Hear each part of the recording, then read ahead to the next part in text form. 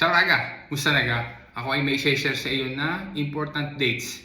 Kasi yung gagawin dito sa mga important dates na babanggitin ko ay makakaapekto sa pamumuhay nating mga estranyeri, yung mga non-EU citizens dito sa Italia.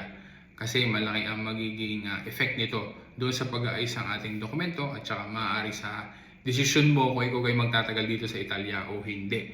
Sa June 8 at saka sa June 9 ay gaganapin yung tinatawag na Referendum Abrogativi 2025 kung saan ay yung mga Italian citizens ay kailangan na bumoto. So pipili sila kung papayag ba sila o hindi. So either na sí or no ang kanilang pipiliin. So dito sa sinasabi natin na Referendum Abrogativi 2025, nag-publish na si Ministero dell'Interno doon sa kanilang official website na kung saan ay sinabi nila na yun nga, yung schedule ng referendum ay sa June 8 at saka sa June 9. And then nag-publish sila doon ng facsimile ng mga skede para doon sa pagboto. So makikita mo dyan raga na meron dyan 5 kulay.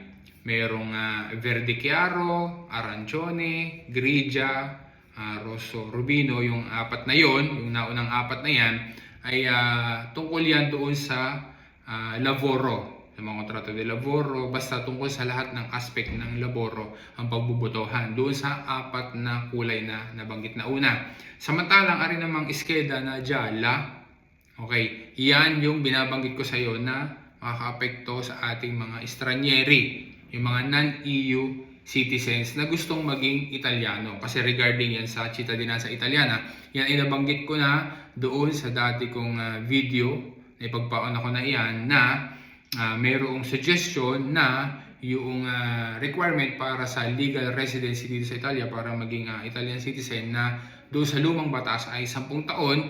Ngayon ay mayroong proposal at yun nga pagbubotohan nila sa June 8 at saka sa June 9 na pabababain ng 5 taon na lamang yung legal residency, yung residensya na required dito sa Italia para maging Italian citizen. So mula doon sa 10 taon, may proposal ngayon na gagawin na lamang na 5 years. So yan ang pagbobotohan nila.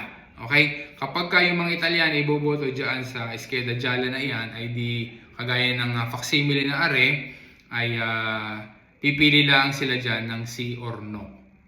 So yan yung pagbobotohan nila. Itong Gialla, ulitin lang natin, tungkol yan sa cittadinanza italiana. Sa palagay mo raga, yung mga Italian citizens ay boboto kaya sila ng sí or no? Papayag kaya sila na mula sa 10 taon ay maging 5 taon na lamang yung residensya na required, o hindi sila papayag at ang gusto nila ay kailangan ay 10 taon pa rin? So yun na raga, comment ka lang kung ano ka sa palagay mo at ano ang hope mo na iboboto ng mga Italyani at yung boto na mananalo kung siga or no. So yun na raga ha, sana ay nakapagbigay ako sa iyo ng update at sana ay mabanggit mo din. Malay mo, may mga kakilala ka ng mga Italian citizen na. So sila pwede silang bumoto sa June 8 at saka sa June 9 para dito sa Referendum Abrogativi 2025. Ayun raga, salamat sa panonood mo at saka sa pagtitiwala mo. Sana ay ma-share mo din sa iba. Grazie raga, alla prossima!